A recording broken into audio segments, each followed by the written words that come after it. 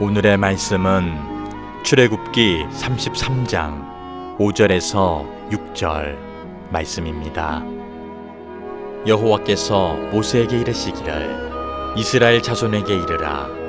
너희는 목이 곧은 백성인즉 내가 한순간이라도 너희 가운데에 이르면 너희를 진멸하리니 너희는 장신구를 떼어내라. 그리하면 내가 너희에게 어떻게 할 것인지 정하겠노라 하셨습니다.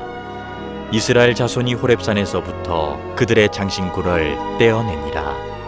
아멘.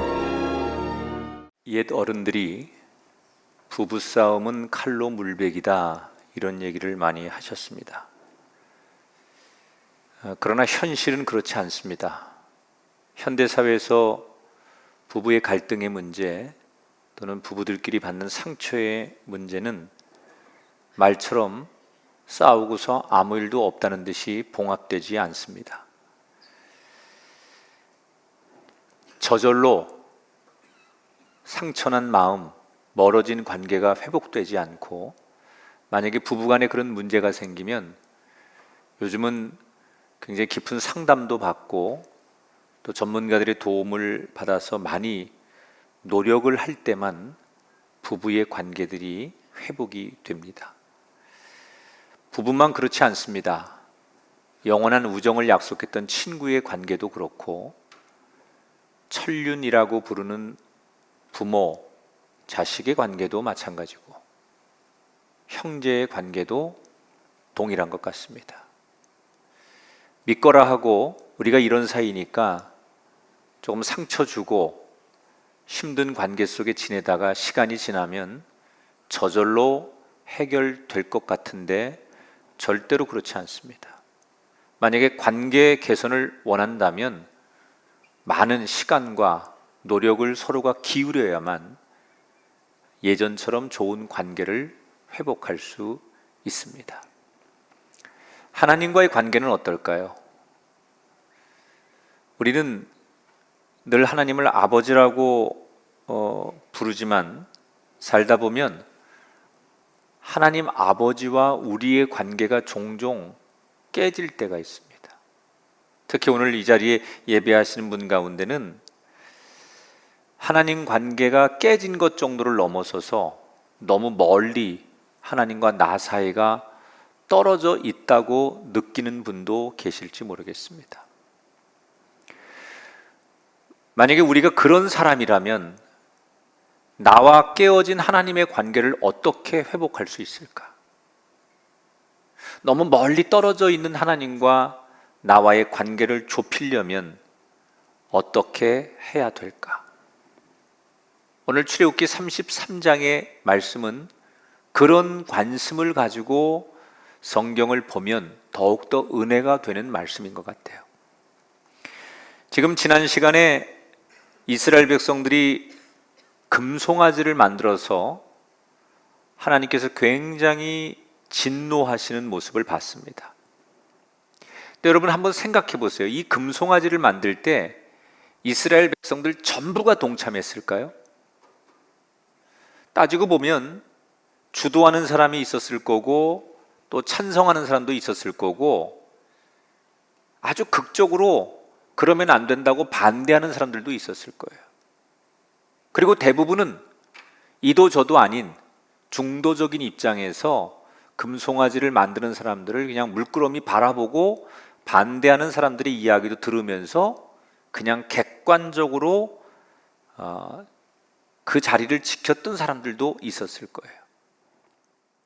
그러니까 분류를 하면 적극 가담한 사람, 중도적인 사람, 그리고 반대한 사람도 분명히 있었을 텐데 오늘 성경은 이스라엘 민족이 이 사건에 참여했다라고 말을 합니다. 분명히 일부가 저지른 죄인데 하나님은 지금 전체에게 책임을 묻고 계십니다. 왜 그럴까요? 이게 공동체성이라는 건데 공동체성이라는 것은 함께 그 문제를 책임지는 게 공동체예요. 여러분 가정이라고 하는 것이 자식이 잘못하거나 가족 중에 누가 하나 잘못한다고 해서 그 개인의 문제로만 돌릴 수 없는 거잖아요. 부모든 그 가족이든 함께 공동의 책임을 지는 거예요. 이 지경이 될 때까지 그 공동체인 이스라엘 백성들 어떻게 이런 일이 생길 때까지 서로 격려하고 기도하지 못하고 이렇게까지 만들었느냐. 그래서 이런 과정의 모습을 보면서 이스라엘 백성들 전체가 책임이 있다고 본 거예요. 우린 때때로 공동체의 아픔을 경험합니다. 여러분, 이 땅의 기독교가 정말로 나쁜 일을 더 많이 해서 기독교가 꼭 비판을 받는 게 아니에요. 일부의 소수의 몇 사람들에게 비난받을 만한 일들을 했는데 그것이 기독교 전체에게 사람들에게 도마에 오르고 비난의 대상이 됩니다. 그게 바로 공동체성이에요. 나는 그러지 않았는데 일부의 몇 사람 때문에 우리 기독교 전체가, 교회가 아픔을 갖는다는 거죠.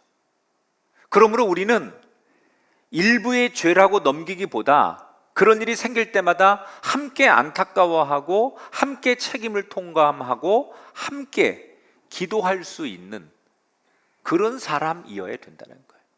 나와 무관하다, 나는 그런 말 안 했으니까, 나는 그런 행동하지 않았으니까 나는 관계없어, 그것이 아니라 그 내 공동체의 사람이 그렇게 되기까지 내가 옆에서 권면하지 못하고 그를 바로 세워주지 못한 것이 나에게도 함께 책임이 있다는 거예요. 지금 하나님과 이스라엘 백성들의 관계는 깨진 돌판처럼 누가 봐도 다시 붙이기 어려울 만큼 관계가 악화됐어요. 하나님은 굉장히 분노하셨죠. 어떻게 이스라엘 백성들이 우상을 만들어서 하나님을 대신할 생각을 하고 그런 행위를 했는가? 그런 너무나 안타깝고 하나님이 이스라엘 백성들에 대한 실망감의 마음으로 오늘 본문이 시작되지요.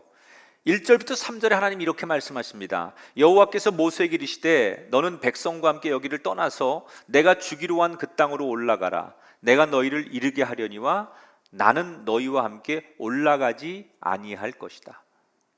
하나님이 모세에게 충격적인 말씀을 하세요.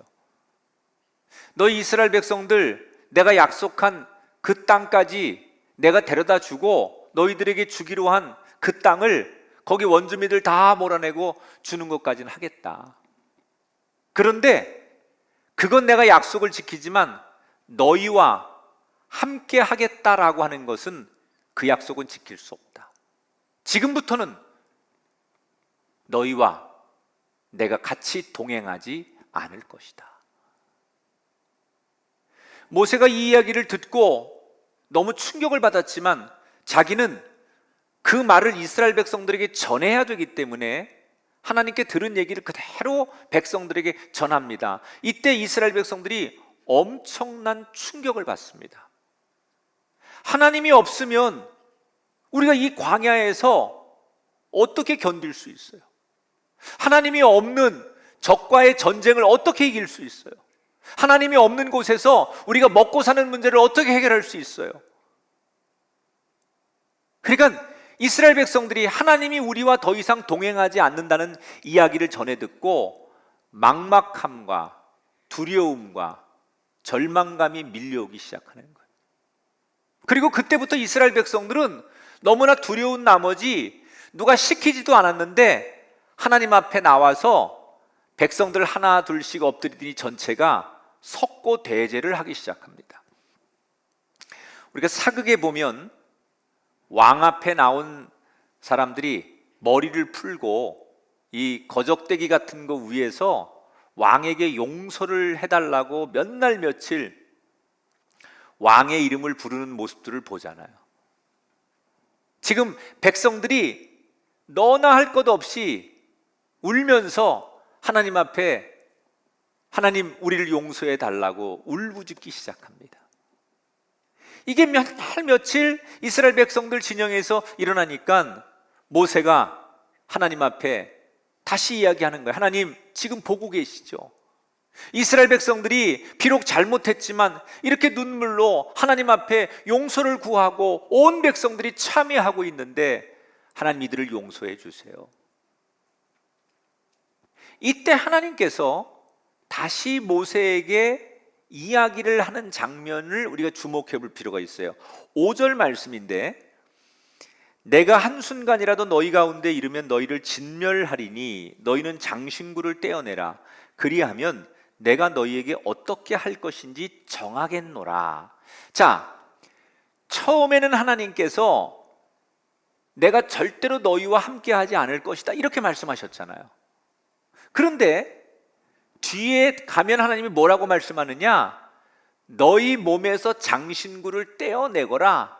그런 다음에 그 모습 보고 나서 내가 너희들과 동행할지 안 할지를 결정하겠다, 이렇게 말씀하세요. 처음 하신 얘기하고 나중에 한 얘기가 조금 달라요. 그런데 우리는 어느 얘기에 초점을 맞춰야 되느냐? 이 뒷부분을 잘 봐야 됩니다. 왜 뒷부분을 잘 봐야 되느냐? 이게 바로 하나님의 본심이에요. 하나님이 처음에 나 너희들과 동행하지 않겠다라고 말씀했지만 이건 하나님의 진짜 본심이 아니에요. 하나님은 이스라엘 백성들과 함께하기를 원하세요. 이스라엘 백성들 안에 거하기를 원하세요. 그 백성들을 여전히 함께 동행하기를 원하세요. 그런데 너무 그들이 큰 죄를 짓고 그들에 대해서 실망했기 때문에 하나님께서 화가 나서 그렇게 말씀하신 거지. 정말 실제로 그들을 안 보려고, 그들을 버리려고 그런 마음에서 그런 얘기를 한 게 아니라는 거예요. 자, 그러면서 하나님께서 나하고 다시 관계를 회복하려면 너희가 해야 될 게 있다 그러셨어요. 그게 뭐냐? 너희 몸에 지니고 있는 장신구를 떼어내라는 거예요. 여러분, 당시에 이스라엘 백성들에게는 이집트를 떠나면서 많은 폐물들, 금, 이런 장신구를 얻어 나왔어요. 그래서 사람들이 평생 억눌리고 노예로 살다가 이제 자신들에게 그런 금이나 이런 좋은 보석이나 장신구들이 그 자랑할 거리가 생기니까 그걸 가지고 너나 없이 귀걸이도 만들고 목걸이도 만들고 팔찌도 만들고 몸에 두르고 굉장히 많은 장신구를 사람들이 그 광야를 지나면서도 그런 걸 다 하고 있는 거예요.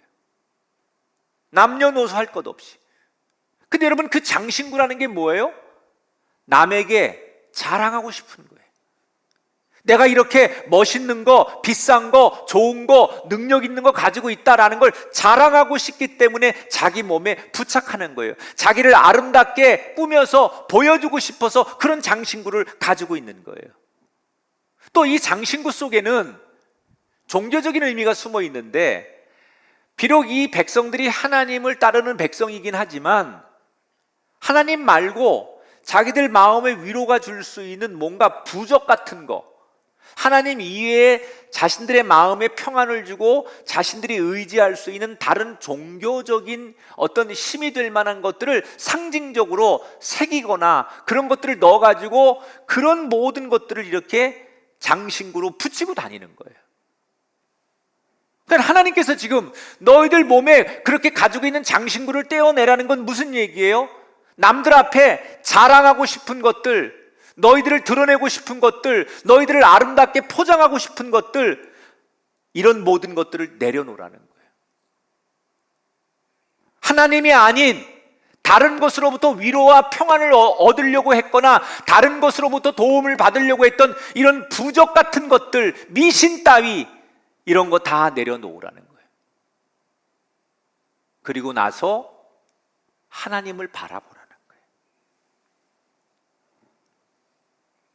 여러분, 그들에게 미래를 살아가는데 금이나 보석이나 이 장신구는 절대적인 거예요. 아무것도 없는 그들에게 이 장신구만이 자기들의 미래를 보장하는 거예요. 이게 힘이에요. 이게 자신들을 과시하고 미래를 담보하는 거예요. 근데 하나님께서 그 모든 것들 내려놓으라. 나와 관계를 회복하고 싶으면 너희들이 의지하고 너희들이 철석같이 믿고 너희들의 미래를 담보한다고 생각하는 그것들을 내려놓아라 라고 하나님께서 강하게 명령하시죠. 그때 이스라엘 백성들이 어떤 선택을 하느냐, 6절에 보니까 놀랍게도 이스라엘 자손이 호렙산에서부터 그들의 장신구들을 떼어내었다 그랬어요. 다행히도 그들은 세상에서 그들이 자랑하고 의지하던 장신구들을 내려놓고 하나님 앞에 순종하기로 결단합니다. 그리고 그때부터 그들의 몸에 덕지덕지 붙이고 다니던 치장을 다 내려놓고 날몸으로 있는 모습 그대로 하나님 앞에 나왔어요. 여러분, 하나님은 세상에서 사람들이 나를 부르는 멋진 호칭으로 나를 만나길 원하지 않으세요. 하나님이 여러분 돈 많은 기업체 사장으로 여러분을 만나길 원하시는 게 아니에요. 권위 있는 사람들이 부르는 인기 있는 이름으로 여러분을 만나길 원하시는 게 아니에요. 그 모든 세상 이름 다 내려놓고 있는 모습 그대로, 내 모습 그대로, 나의 원래의 모습 그대로 나를 만나기를 원하신다는 거예요. 그런데 많은 사람들은 아직도 내가 누군 줄 아느냐? 나 이런 일을 하는 사람이다. 나 세상에 나가면 남들이 나를 이렇게 대우하는 사람이고, 나 세상에 나가면 남들에게 이렇게 인정받는 사람이고, 나 세상에 나가면 이런 힘이 있는 사람이다. 그 모습으로 하나님을 만나는 거예요. 하나님이 원하시는 것은 세상 사람들이 너를 어떻게 부르든, 세상 사람들이 너를 어떻게 우러러보든 나는 그런 거 상관없다는 거예요. 너의 원래에 있는 모습, 그냥 날몸 그대로 나를 만나기를 원한다는 거예요. 네가 의지하고 네가 그렇게 자랑하고 네가 그렇게 정말 사람들 앞에 드러내고 싶은 그것들을 버리고 알몸으로 나를 만나라는 거예요. 그런데 놀라운 것은 이때부터 하나님과 이스라엘의 관계가 회복되기 시작하더라는 거예요.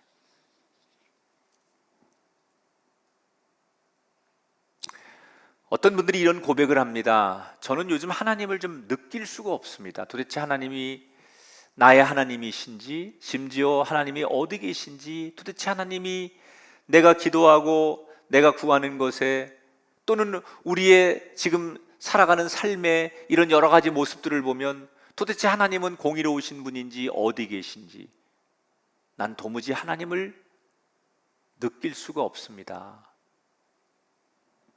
또 어떤 성도들은 하나님은 나하고 무관하신 분 같습니다. 너무 멀리 계신 하나님, 정말 내가 부르면, 내가 손 내밀면 응답하고 만질 수 있는 그런 하나님이 아니라 너무 멀리 떨어져 있는 피상적인 하나님으로만 느껴집니다라고 말하는 분이 있어요. 여러분, 하나님이 잘 안 보이고 하나님이 멀리 계신 것처럼 느껴지는 게 정말 하나님의 문제일까요? 아닙니다. 하나님은 계속해서 나를 부르시는데 결국 우리가 다른 것을 보는 게 문제예요. 하나님의 시선은 여전히 나한테 있는데 내가 하나님의 시선을 같이 바라보는 게 아니라 내 장신구, 내가 자랑하고 내가 의지하고 내가 필요로 하는 것들, 남들이 부러워하는 것들, 거기에 내 눈과 마음과 인생이 모두 팔려 있기 때문에 하나님의 시선은 나를 향하고 있지만 내가 장신구의 세상 것에 내 눈이 거기에 머물러 있기 때문에 하나님의 시선이 마주쳐지지 않기 때문에 하나님이 멀리 있는 것처럼 느껴지는 거예요. 나의 자랑거리를 보거나 다른 것을 의지하는 게 결국 문제였어요. 그러므로 멀어진 하나님과의 관계를 회복하려면 내 안에 장신구를 버려야 합니다. 아무것도 없는 나의 모습, 그냥 원래의 내 모습, 있는 모습 그대로 그렇게 하나님을 바라볼 때 바로 거기서부터, 그때부터 하나님과의 관계가 회복되고 여러분에게 길이 열리고 다시 일어서는 은혜가 있는 줄 믿습니다. 우리가 그렇게 의지하던 세상 것을 내려놓고 그냥 내 모습 그대로 날 것이 되어 하나님 앞에 나가면 하나님은 광야에서도 우리를 지키시고 하나님은 가장 끝자락에 서 있는 위기 속에서도 우리를 건지실 줄 믿습니다. 나의 자랑거리, 내가 의지할 거리, 이거 다 내려놓고 하나님은 지금 내가 그 하나님 앞에 나오기를 기다리고 계십니다. 하나님과의 깨어진 관계를 회복하고 싶으시다면 여러분의 버려야 할 장신구가 뭡니까? 여러분이 자랑하고 싶은 장신구가 뭡니까? 과감하게 내려놓아야 할 그 장신구를 내려놓을 수 있는 결단이 우리에게 이 말씀을 통해 있게 되기를 축원합니다. 자, 이렇게 자신들의 모든 장신구를 스스로 떼어놓는 이 과정을 다 하나님이 지켜보셨어요. 그리고 드디어 이렇게 말씀하세요. 7절부터 9절, 모세가 장막을 취하여 진 밖에 쳐서 회막이라 이름하니 모세가 회막에 들어갈 때 구름 기둥이 내려 회막 문에 서며 여호와께서 모세에게 말씀하셨다. 자, 너희들과 함께 하지 않겠다고 하셨던 하나님께서 이 모든 과정을 지켜보더니 모세가 이스라엘 백성들이 거하는 진영이 있어요. 그 안이 아니라 진영 바깥에다가 텐트를 하나 쳤어요. 하나님의 집을. 그랬더니 하나님께서 아직 이스라엘 백성들 안으로 들어오시진 않지만 그 진영 밖에 있는 텐트, 모세가 거길 나가면 모세를 만나러 하나님께서 오시는 거예요. 그러니까 오셔서 뭘 하느냐? 하나님이 모세에게 말씀하셨다 그랬어요. 말씀하셨다. 모세와 하나님이 말씀했다 그랬어요. 여러분, 기독교는 말씀의 종교예요. 기독교를 드러내는 가장 좋은 신앙의 고백은 말씀이 오는 거예요. 우리에게 말씀의 은혜가 있어야 돼요. 근데 간혹 우리나라 성도들이 특히 70년대, 80년대를 거치면서 하나님의 임재와 은혜를 너무 성령의 권능 내지는 어떤 그 신비로운 은사, 저는 성령의 역사, 성령의 열매, 또 성령의 기적을 굉장히 중요한 사역으로 보는 사람이에요. 그러나 우리가 우를 범한 것 중에 하나가 뭐냐면 말씀이 없는 성령의 역사, 말씀의 교제는 없고 하나님의 말씀을 안 들으면서 그저 신비로운 무슨 현상들, 방언을 하거나 병자가 낫거나 뭐 이런 것들이 우리의 신앙의 전부인 것처럼 생각하고, 그런 사람들이 마치 교회를 대표하고 그것이 하나님을 가장 크게 만난 사건처럼 모든 것을 규정하는 것은 굉장히 잘못된 거예요. 말씀이 없는 성령의 역사, 신유의 역사는 굉장히 위험한 거예요. 여러분, 무속 종교에도, 미신들에게도, 우상들을 섬기는 종교에게도 그런 극적인 행위들은 얼마든지 나타나요. 기독교는 하나님이 우리에게 말씀하시는 거예요. 그 말씀을 들으면서 그 말씀을 통하여 깨닫고, 말씀을 통하여 위로받고, 말씀을 통하여 용기를 내고, 말씀을 통하여 행할 때 그렇게 성령의 역사가 나타나는 열매가 아름다운 건데, 말씀 없는, 말씀의 훈련이 없고 말씀의 가르침이 없고 말씀 듣는 건 게을리하면서 오직 신적인 역사나 현상에 목을 매다 보니 한국 교회가 겉으로 막 일어난 것 같은데 거품이 꺼지듯 와르르 무너져 버려요. 그래서 2000년대 이후에 한국 교회가 다시 하나님 앞에 건강한 교회가 되기 위해서 가장 많이 중점을 두는 게 뭐냐? 말씀하시는 하나님, 말씀으로 만나는 하나님. 근데 여기서 하나님이 지금 모세와 말씀하는데 어떻게 말씀하세요? 화가 나셨다고 막 천둥번개처럼 큰 소리로 위엄 있게 권위 있게 말씀하시지 않아요. 소곤소곤 대듯 친구와 대화하듯 가슴에 와닿는 말씀을 하시는 거예요. 저는 여러분들이 주일날 이렇게 와서 말씀 듣는 게 얼마나 중요한지 알아야 돼요. 이 목사를 통해서 강단에서 주시는 이 말씀이 여러분 하나님이 우리에게 오시는 거예요. 내 가슴에 와서 모세와 말씀을 이렇게 하신 것처럼 우리 한 사람 한 사람에게 하나님께서 말을 거시는 거고 우리 가정에 임하셔서 말을 거는 거예요. 이 시간을 놓치지 말고 이 행위를 정말 중요하게 생각해야 돼요. 하나님이 지금 이스라엘 백성들 앞에서 천둥번개 쳐가면서 무섭게 두렵게 나타나시지 않고 친구에게 다가가셔서 가슴에 있는 말을 하듯이 조곤조곤 모세와 이야기했다는 거예요. 이 하나님을 예배하는 우리가 날마다 만나게 되기를 축원합니다. 이 말씀 위에 신앙의 건물을 져야만 거기에 무슨 은사가 나타나든 무슨 하나님의 신적인 능력이 나타나든 그게 건강한 거예요. 지금 하나님이 이스라엘 백성들 진영 안으로는 들어가지 않지만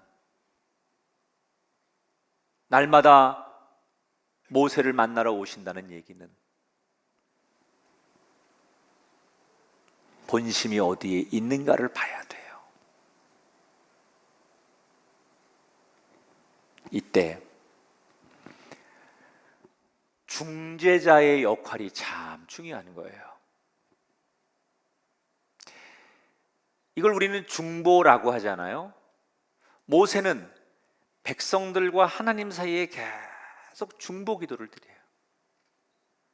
하나님의 말씀을 백성들에게 전해주기도 하지만 백성들의 울부짖는 참회의 기도를 하나님 앞에 잘 또 소개해도 하고. 자, 모세가 하나님 앞에 계속 시간만 되면 하나님과 얘기하면서 하나님 이제는 백성들에게로 가주세요. 백성들을 품어주세요. 그리고 계속 중보 기도를 드리는 거예요. 우리 가정에 부모의 중보라는 역할은 그런 거예요. 자식을 위해 눈물로 기도하는 부모, 또는 우리가 어떤 성도들을 위해서 그 사람이 정말 하나님 앞에 강건하게 서기를 위해서 기도하는 이 모세와 같은 중보는 시간이 가면 갈수록 하나님의 얼굴을 돌려놓고 하나님의 마음을 열게 하는 중요한 역할을 한다는 거예요. 저는 우리 교회 사역들 가운데 중보 기도팀들 참 훌륭한 분들이라고 생각해요. 남을 위해 기도해 주는 거예요. 기도 제목을 부탁하는 분들의 기도 제목을 받아서 하나님 앞에 대신 그분의 문제와 기도 제목을 가지고 기도하는 성도들이 우리 교회 정말 중요한 사역으로 자리를 잡았다는 건 너무너무 귀한 일이죠. 모세가 지금 그 일을 하는 거예요. 드디어 하나님께서 모세의 그 중보 기도를 들으시고 어느 날 이렇게 응답하십니다. 14절에 보니까 여호와께서 이르시되 내가 친히 가리라. 내가 너를 쉬게 하리라. 드디어 하나님이 이스라엘 백성들을 용서하기로 하고 마음을 여신 거예요.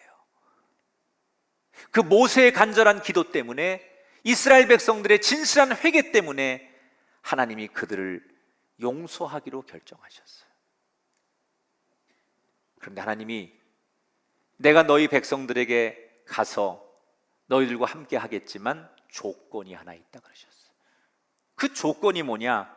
20절에 네가 내 얼굴을 보지 못하리니 나를 보고 살 자가 없음이니라. 무슨 얘기예요? 모세를 비롯해 이스라엘 백성들 누구도 하나님의 얼굴을 볼 수 없게 된다. 만약에 하나님의 얼굴을 보게 되면 그는 누구든 죽게 될 것이다. 자, 여러분, 이 출애굽기를 저하고 같이 공부하신 분들은 기억이 나실까 모르겠어요. 출애굽기 24장에 보면 하나님께서 친히 모세에게 이스라엘 장로들을 데리고 와라, 그래서 산에서 장로들에게 당신의 얼굴을 보여주신 적이 있어요. 그런데 지금 오늘 33장에 금송아지 사건 이후에 하나님께서 다시는 너희들이 내 얼굴을 보지 못한다, 누구도 내 얼굴을 볼 수 없다 라고 말씀하셨어요. 더 이상한 건 이스라엘 백성들은 그렇다 치더라도 가장 가깝고 죄 없는 모세에게는 하나님께서 당신의 모습을 계속 보여줘도 되지 않을까. 그런데 왜 모세에게까지도 너도 지금부터 내 얼굴은 볼 수 없다라고 말씀하신 걸까? 여기에는 하나님이 이스라엘 백성들에게, 오늘 우리들에게, 이 설교를 듣는 우리들에게 아주 강력한 메시지 하나를 전달하는 거예요. 그게 뭐냐? 하나님과 동행하며 제일 중요한 게 뭐냐? 하나님을 두려워하라는 거예요. 우리가 사극 같은 그 영화나 드라마 보면 왕 앞에 섰을 때 누구도 감히 왕의 얼굴을 못 쳐다봅니다. 다 땅에 엎드려 가지고 코를 땅에 박고서 왕의 얼굴을 못 쳐다보고 얘기하지, 어느 누가 왕의 얼굴을 쳐다보면서 눈 동그랗게 뜨고 할 말 다 하는 그런 옛날 사극 영화는 없습니다. 왜?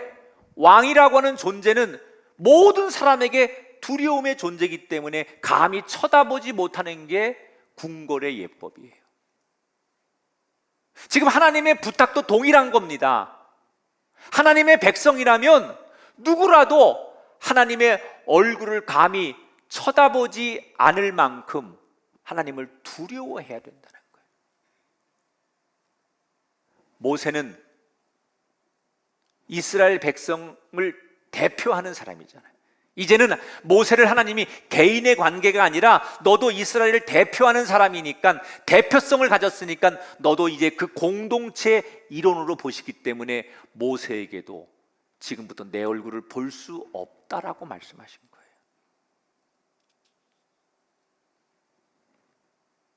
이런 단서 조건이 붙긴 했지만 오랜 노력 끝에 드디어 다시 깨어졌던 하나님과의 관계가 점점점 회복되어 가는 것으로 오늘 본문의 이야기가 끝을 맺어요. 우린 종종 하나님을 사랑의 하나님이라고 부릅니다. 맞습니다. 하나님은 늘 우리와 동행하고 사랑의 관계를 맺기를 원하십니다. 그런데 하나님이 우리와 사랑의 관계를 나눌 때 강조하시는 게 있어요. 그게 뭐냐? 두려워하라는 거예요. 이 두려워하라는 말을 다른 말로 말하면 경외하라는 거예요. 경외하라. 뭐가 경외냐? 뭐가 두려운 거냐? 내 생각대로, 내 인생이 내 기도대로 안 될지라도 안 되는 것도 하나님의 뜻이고, 다 이 땅의 모든 것은 하나님의 섭리에 의해서 이루어지는 거고 하나님의 통치에 의해서 다스려지는 거니까, 설사 이 코로나19라고 하는 것도 인간에게 재앙이지만 이것도 하나님이 다스리는 거고 하나님의 뜻이 있어서 진행되는 거니까 우리는 하나님의 뜻대로 살아가는 것, 이것이 하나님을 경외하는 거예요. 아무리 세상 사람들이 야 무슨 구원을 받으려면 예수만 믿어야 되냐, 세상에 종교도 많고 세상에 이런 철학도 있고 세상에 이런 과학과 이런 증거도 있는데 너희들은 왜 그렇게 너희들 주장만 하느냐, 모든 사람이 그렇게 말해도 우리는 하나님이 그렇게 말씀하셨으니까 구원의 길은, 구원 받으려면 예수 그리스도 이외에는 구원의 길이 없다라는 그 말씀을 하나님이 하셨으니까 그걸 누가 뭐래도 믿는 것, 그게 두려움이고 그게 경외라는 거예요. 이 시간 여러분에게 물을게요. 나는 언젠가부터 하나님과 좀 멀리 떨어진 것 같고 하나님과 관계가 멀어졌다고 느끼시는 분이 계시다면 솔직히 여러분 하나님을 두려워하고 계십니까? 내가 원하지 않는 인생을 살고 있기 때문에 이것도 내 뜻대로 안 되지만 하나님이 통치하고 계신 것을 인정하고 계십니까? 무슨 일을 만나든지 다 하나님이 하시는 거예요. 내가 병들든 건강하든 성공하든 무너지든 그것은 다 하나님의 섭리에 의해서, 하나님의 뜻에 의해서 되고 있는 거예요. 그걸 인정하는 거, 그걸 받아들이는 거, 그것을 경외하는 거라고 하는 거고, 그것을 두려워한다라고 말하는 거예요. 깨진 접시는 다시 붙일 수 없지만 깨어진 관계는 노력하면 다시 붙을 수 있어요. 무엇보다 우리가 많은 관계를 회복해야 되지만 깨어진 하나님과의 관계를 회복하시기를 축복합니다.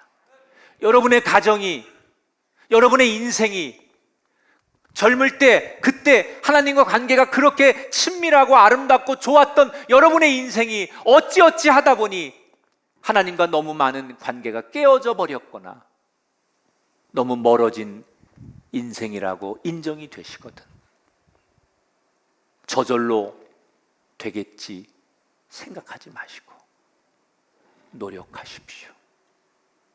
오늘 하나님이 우리에게 말씀하셨잖아요. 노력해라. 네가 의지하던 세상 것 내려놓고 나만 바라보는 노력해라.